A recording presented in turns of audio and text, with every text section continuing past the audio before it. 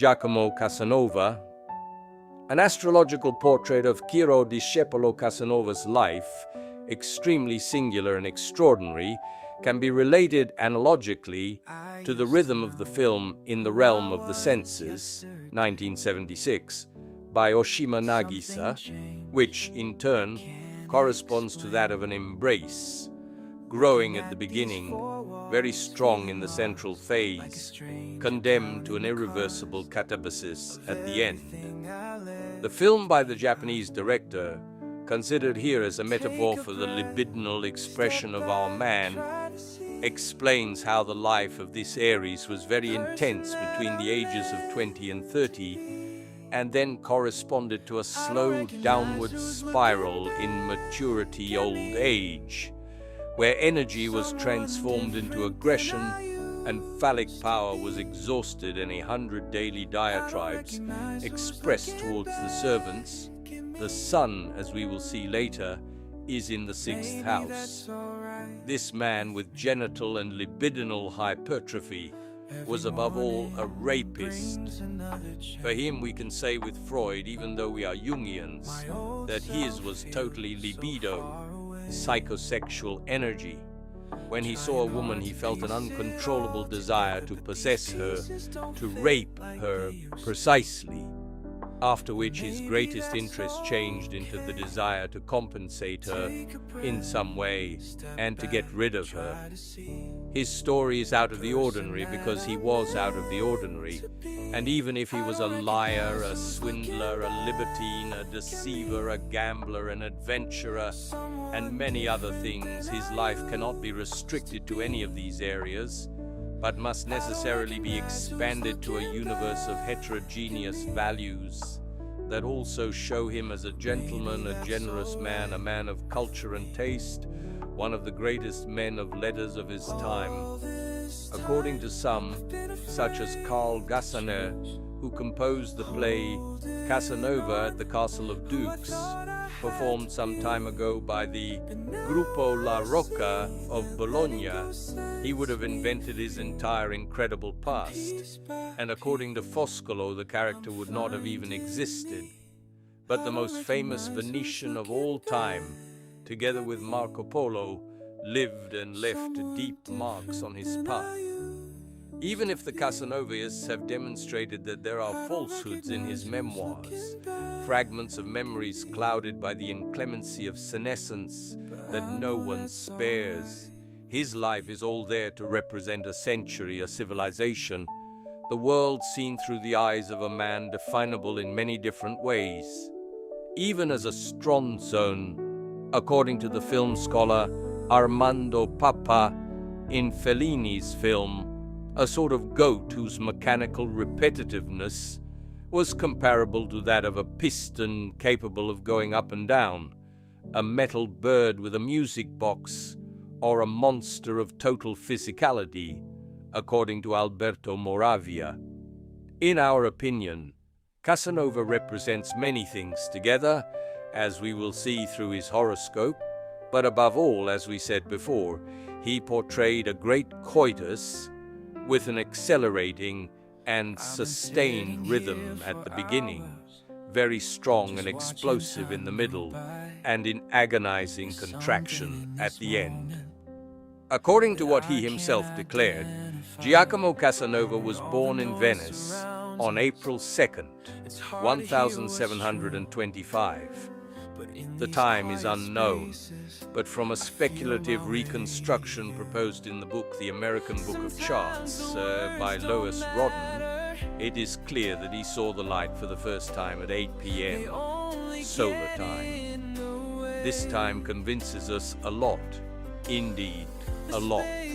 His horoscope thus comes to have a sun in the 6th house, the ascendant at about 1 degree in Scorpio, an extraordinary stellium in Pisces in the 5th house, and a dominant Uranus that explains the enormous instability of his destiny, the ups and downs of his life, The dramatic turns, the right-angle turns, his originality, eccentricity, the enormous need for freedom that always inspired his choices, the unpredictability of each of his decisions.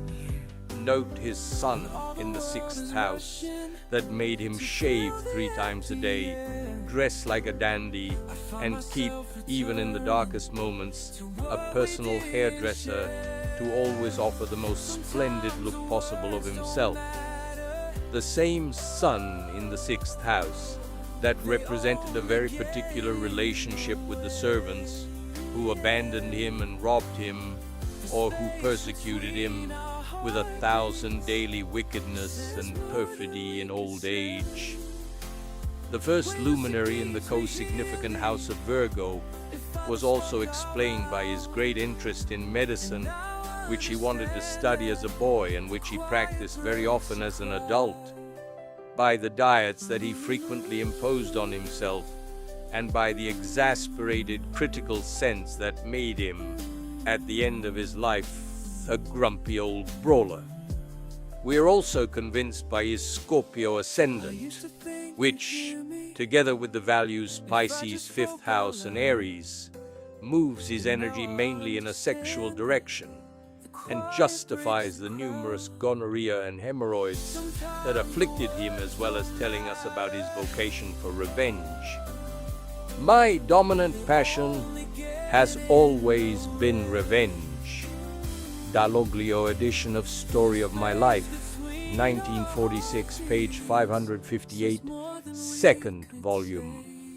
The strong Pisces values Jupiter, Mars, Venus, Mercury between the 4th and 5th houses were the emblems of his self-indulgence, of his enjoyment of life. He ate like a king, based on dozens of oysters and prized game at every meal, washing it all down with rivers of very fine wines. Much of his life took place between the table, the arms of women, and the gaming table. He slept very little, and this too is very Scorpio, and his amorous gallops were fantastic. He was insatiable to the point that when he exaggerated, and it happened often, he ended up ejaculating blood, something that horrified his women, leaving him satisfied and proud. He loved with incredible intensity and for very long periods, such as when he suggested to one of his lovers, who wanted to abort the Arrow cure, a very bizarre coitus to be repeated 5 or 6 times a day for many days.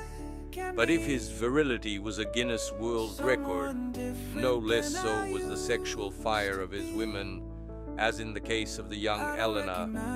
In the time it took me for just one, she passed from life to death 14 times. Works cited, 2nd volume, page 300. The balance of his sexual amorous life tells us of almost 200 seduced women and half a dozen children fathered and scattered throughout Europe. This despite the fact that, as he himself said, he used condoms without reserve, which were a recent English invention. But wanting to see Casanova in his purely athletic dimension as a forced sex worker seems reductive and unfair to us. As great scholars of the Venetian such as Maniel, Zottoli, Kesten, Reeves Childs, Baccolo, and more recently Piero Chiara and Roberto Gervaso have pointed out, this great seducer was also a refined man of letters and scholar who left us one of the most precious frescoes of the 18th century. His memoirs, translated into many languages, have been appreciated by great literary talents who have praised above all his simple and flowing style, his spontaneous production, Sun in Aries, which cannot be defined as devoid of beautiful passages of cultured prose. It is true that Casanova had as many admirers as detractors, but essentially he has gone down in history as a great.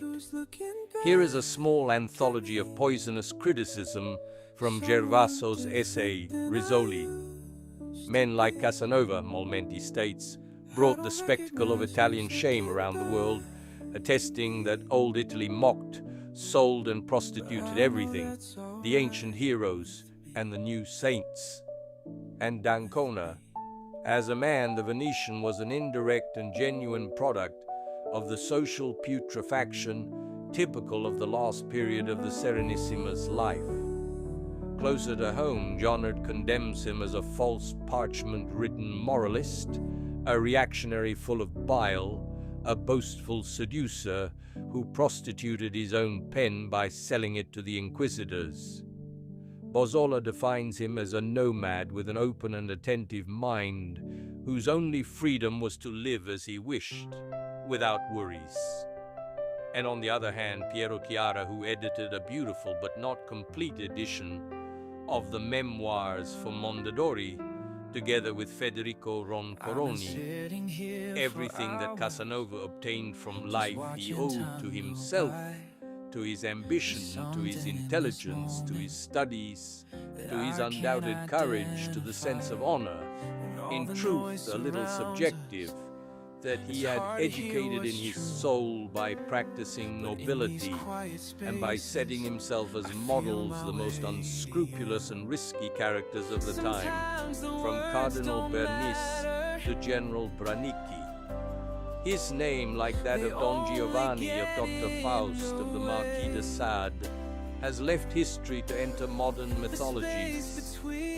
Reading the more than 2,600 pages of memoirs, we see him desperately busy, from the height of his 1 meter 90 centimeters, inventing his life every day, speculating, gambling, even cheating, trading, successfully dealing in high finance, deliberately losing himself in the dullness of a pseudo-magic, practicing 1,000 trades, traveling more than his contemporary counterpart, being, in a word, what today we would call a fixer.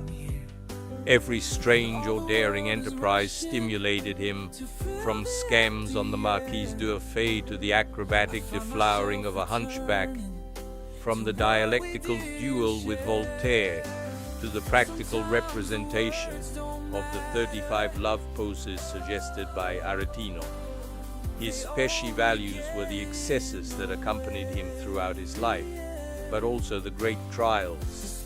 He was many times in poverty and just as many times in prison. After the Piombi prisons in Venice, from which he escaped in a sensational way, thus contributing to building his myth during his lifetime, he visited the prisons of half of Europe. She had incredible ups and downs with money throughout her life, as demonstrated by her moon in Sagittarius, in the second house, in dissonant aspects with Neptune, Mars, and Jupiter.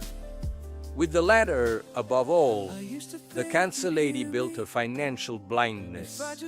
She was a spendthrift, and over the course of her life spent several million francs.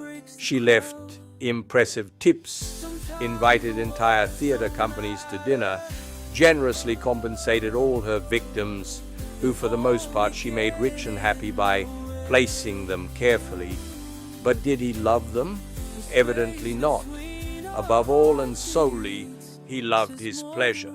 Fifth house values.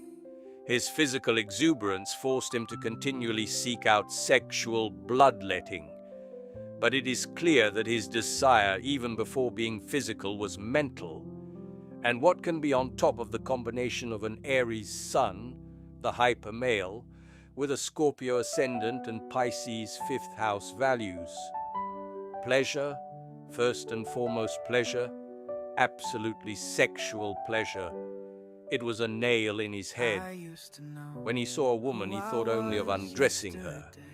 It was like an illness. Very few women resisted him, among them the perfidious Charpillon, whom he threatened with a knife to obtain her favors, but then chased from his life, not without enormous suffering.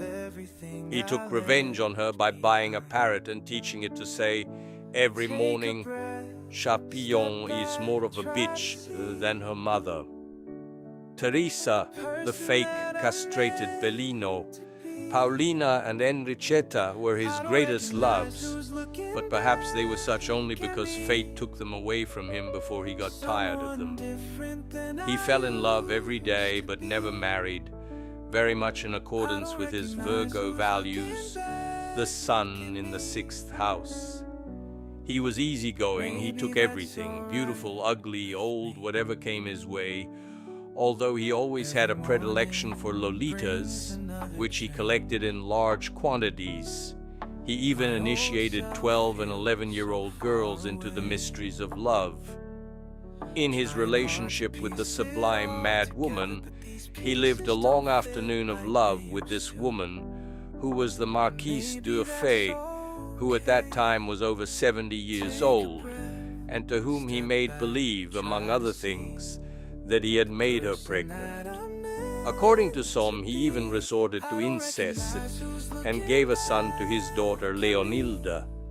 He was virile until late in life, although from the age of 40 onwards, he experienced a long and painful physical decline that materialized in many illnesses, including serious vision problems in the last part of his life, sun in the 6th house. He was convinced that fortune only helped the young, and was so imbued with this idea that he lived the last years of his existence paranoidly in voluntary exile in the castle of Dux in Bohemia. Here, in fact, apart from the reciprocated hatred of the terrible butler Felt Kirchner and his coachman lover, Casanova, was treated very well by Count Joseph Charles of Waldstein, who entrusted him with a library of 40,000 volumes and good hotel accommodations that the Venetian did not fail to appreciate. "I eat and drink like a wolf," he wrote to a friend at that time. His Saturn in the 3rd house expressed itself in several ways. First, in the terrible relationship overflowing with mutual hatred with his younger brother the abbot, then with his writings. In fact, if we exclude 2 minor books that he published at 27 and 32, Zoroaster, a tragedy translated from French, and Camilla Veronese in the Mercure de France, his most important works are from his maturity.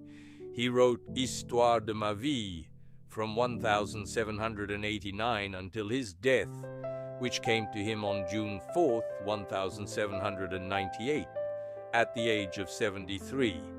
But Saturn, with regard to his writings, also expressed himself in the fact that his memoirs must be considered, in some respects, aborted, in the sense that he interrupted them as a story on the eve of his return to Venice, September 14th, 1774.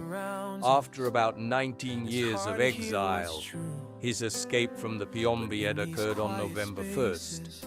1756.